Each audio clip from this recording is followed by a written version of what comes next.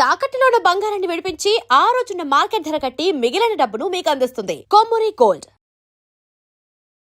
నమస్కారం ముల్లపూడి సత్యనారాయణమూర్తి గారు. నమస్కారం ముఖేష్ అంబానీ గారు. ముఖ్యంగా వారాహి నవరాత్రులు అయితే రాబోతున్నాయి. అమ్మవారిని విశేషంగా 9 రోజుల పాటు ఆరాధిస్తే చాలా మంచి ఫలితాలు కలుగుతాయని చెప్తూ ఉంటారు. గుప్త నవరాత్రులు అంటారు, గుప్తంగా చేయాలంటారు. ఇంతకీ వారాహి నవరాత్రులు ఎలా చేసుకోవాలి, ఎలా చేసుకోవడం వల్ల విశేషమైన ఫలితాలు పొందవచ్చు, దాని గురించి మీరు వివరించండి. అదేవిధంగా వారాహి నవరాత్రుల్లో అమ్మవారి ఏ నామాన్ని ఉచ్చరిస్తే మంచి కలుగుతుందంటారు? హ్రీంకారాసనగద్భితా నరసికాం సౌహక్లీం కళాం బిభ్రతీం సవర్ణాంబరధారిణీం వరసుధాధౌతాం త్రినేత్రోజ్వలాం వందే పుస్తకపాశం అంకుశధరాం స్రగ్భూషితాముజ్వలాం త్వాం గౌరీం త్రిపురాం పరాత్ప్రకళాం శ్రీచక్ర సంచారిణీం. ఓం గ్లౌం వారాహ్యై నమః. ఓం వారాహి దేవ్యై నమః. వారాహి అమ్మవారు గుప్త నవరాత్రులు వచ్చేసినాయి మనకి. 15వ తేదీ నుంచి 23వ తేదీ వరకు కూడా ఈ జరుగుతాయి. ఆషాఢ శుక్ల పాడ్యమి రోజున ప్రారంభం అవుతాయి. ఆషాఢ శుక్ల నవమి వరకు జరుగుతాయి. అయితే అసలు ఈ వారాహిదేవి ఎవరండి అంటే సప్తమాతృకుల్లో ఒకరు. అసలు సప్తమాతృకులు ఎవరండి అంటే బ్రహ్మ నుంచి బ్రాహ్మణి, విష్ణువు నుంచి వైష్ణవి, మహేశ్వరుడి నుంచి మాహేశ్వరి, అలాగే కుమారస్వామి నుంచి కౌమారి, అలాగే ఇంద్రుడి నుంచి ఇంద్రాణి, అలాగే చాముండ, వరాహస్వామి నుంచి వారాహి. వీళ్ళు సప్తమాతృకులు అంటారు. వీళ్ళంతా ఎక్కడి నుంచి పుట్టారంటే గౌరీదేహ సముద్భవాం, గౌరీదేవి శరీరం నుంచి పుట్టారు. ఎందుకు పుట్టాల్సి వచ్చింది అంటే బండాసురుడు అనేటటువంటి ఒక రాక్షసుడు ఉన్నాడు. ఆ రాక్షసుడితో లలితాదేవి యుద్ధం చేయబోతుంటే అప్పుడు ఈ యొక్క సైన్యాన్నంతటినీ కూడా రక్షించాలి కాబట్టి వారాహిని పుట్టించింది, సప్తమాతృకులను పుట్టించింది. ఆ వారాహి అమ్మవారికి దండనాథ అని పేరుంది. అంటే కమాండర్ ఇన్ చీఫ్, మొత్తం ఆ సైన్యానికి అంతటికీ కూడా అధ్యక్షురాలను చేసింది అమ్మవారు. అలాగే వార్తాళి అంటారు ఆమెని, మెసేజ్ కన్వే తీసుకెళ్తుంది. ఆంజనేయ స్వామికి ఎలాగైతే రావణాసురుడికి మెసేజ్ పట్టుకెళ్ళిందో, అరే తాట తీస్తాడు రా రాముడు అంటే ఏమనుకుంటున్నావురా, ఆ రావణాసురుడు ఏమనుకున్నాడంటే శ్రీరామచంద్ర ప్రభు అంటే ఏదో మామూలు మనిషి అనుకున్నాడు. ఇప్పుడు స్వామి వివేకానంద పుట్టాడండి, మనము స్వామి వివేకానంద ఒకటైపోతామా, ఆయన సాక్షాత్ శివుడు ఆయన. అట్లా రావణాసురుడు రాముని యొక్క ఇది తెలుసుకోలేకపోయాడు. అప్పుడు ఆంజనేయ స్వామి వచ్చి తెలియజేసిన ఒక దూతగా తెలుసుకోలేకపోయాడు. శివదూతి అన్నారు.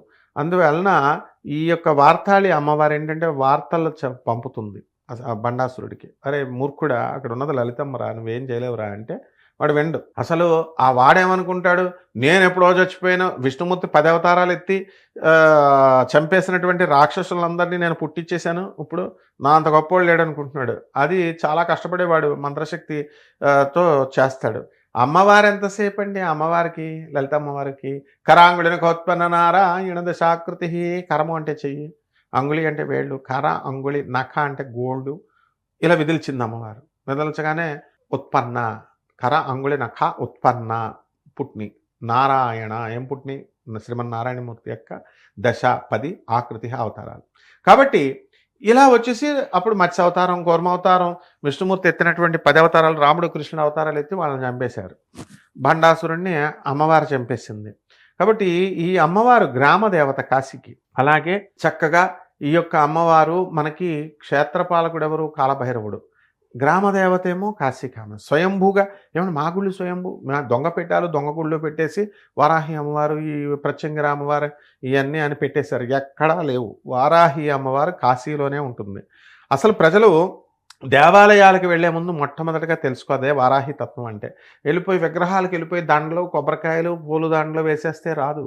అసలు వారాహి అమ్మవారు ఆ కాశీ మహానగరాన్ని కృతయుగంలో ఆ యుగం నుంచి సంరక్షించింది, ఆ రాక్షసులను సంహరించింది. యుద్ధం అంతా అక్కడ జరిగింది. ఆమె గౌరవార్థం ఇంట్లో మనం పూజ చేసుకోవాలి, ఆమె అనుగ్రహం రావాలంటే. అంతేకాని మొత్తం జనమంతా గుడి దగ్గరికి వెళ్తే ఖాళీలు ఎక్కడుంటాయి? అసలే పవన్ కళ్యాణ్ ఎందుకు వారాహి దీక్ష చేస్తున్నాడు? డిప్యూటీ సీఎం అని చేస్తుంది, రాజ్యాధికారాన్ని ఇస్తుంది వారాహి అమ్మవారిని చేస్తే. భూ కబ్జాలు, భూ సమస్యలు ఆయన పాపం వారాహి డిప్యూటీ సీఎం కాకముందు ఆయన ఒక రథాన్ని తయారు చేసుకుని దానికి వారాహి అని పేరు పెట్టాడు.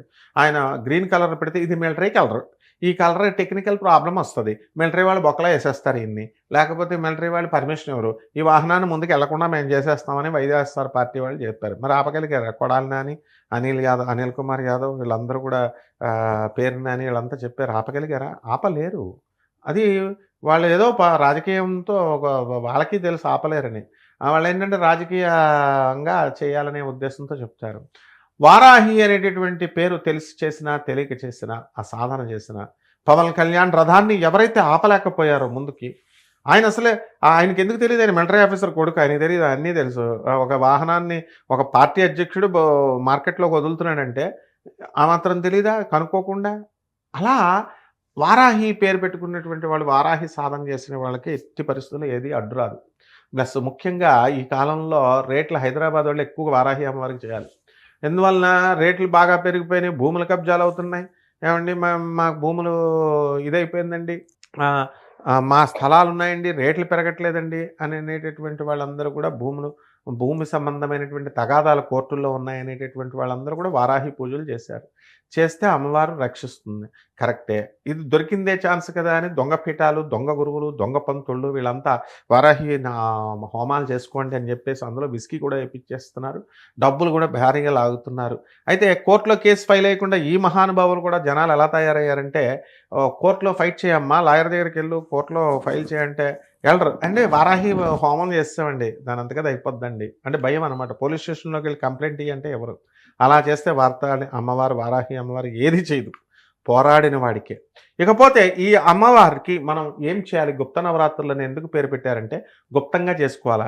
ఇప్పుడు చేసే ప్రతి పూజ కూడా, ప్రతి జనము కూడా పబ్లిసిటీ పూజలు చేస్తున్నారు. ఇన్స్టాగ్రామ్ లో రీల్స్ పెట్టుకుంటున్నారు, వాట్సాప్లో పెట్టుకుంటున్నారు. అరే దేవుడు ముఖ్యమా మనకి, జనం ముఖ్యమా? జనం గొడవ ఎందుకురా? ఏకాగ్రతగా అమ్మవారిని చేయరా నాయన అని చెప్పినా సరే వినరు. ఇప్పుడు లలితా సహస్రం కూడా చూడండి, ఓం అస్య శ్రీ లలిత రహస్యనామ స్తోత్రమాలా మంత్రస్య, రహస్యం, అది కూడా రహస్యంగా చేయాలి. పారాయణలు గట్టిగా చేస్తూ 9 చీరలు వస్తాయి కదా, రంగుల చీరలు, 9 రంగుల చీరలు బ్యాచీలు చేసేస్తున్నాయి లలితా సహస్రం. అవి కూడా సీక్రెట్గానే చేయాలి. 9 రంగుల జాకెట్లు ఇచ్చే వాయినాలు ఇచ్చేటటువంటి వాళ్ళకి 9 చీరలు పట్టరండి అంటున్నారు వీళ్ళు. సో వీళ్ళ ప్రలోభం కోసం, వీళ్ళ లబ్ధి కోసం అమ్మవార్లను వాడుకోకూడదు. అలాగే ఈ యొక్క వారాహి అమ్మవారు ఎవరైతే సాధకులు, ఈ ప్రవచనకారులు కూడా ఎలా తయారయ్యారంటే, ఇది మామూలు వాళ్ళు చేసే పూజలు కాదు, సాధనాపరులు. కామాఖ్య అమ్మవారు అంబుబాచికి వెళ్ళేవది మామూలు జనానికి కాదు, సాధకులు, ఉపాసన చేసేవాళ్ళు. ఎవరు ఉపాసన చేసేవాళ్ళు? ప్రత్యేకించి ఏమైనా 24 అవర్స్ కూర్చొని అమ్మవారు జపం చేసేసేవాళ్ళు ఎవరైనా ఉన్నారా? లేకపోతే నువ్వు చేసేసినంత మాత్రాన అమ్మవారు వచ్చి ఇస్తానని ఏమైనా చెప్పిందా? ప్రతి గృహిణి, ఇంట్లో దీపం పెట్టే ప్రతి గృహిణి ఉపాసకురాలే, సాధకురాలే. ఏ ఇల్లైనా దీపం పెట్టకుండా ఉంటుందా ముఖేష్ చెప్పు?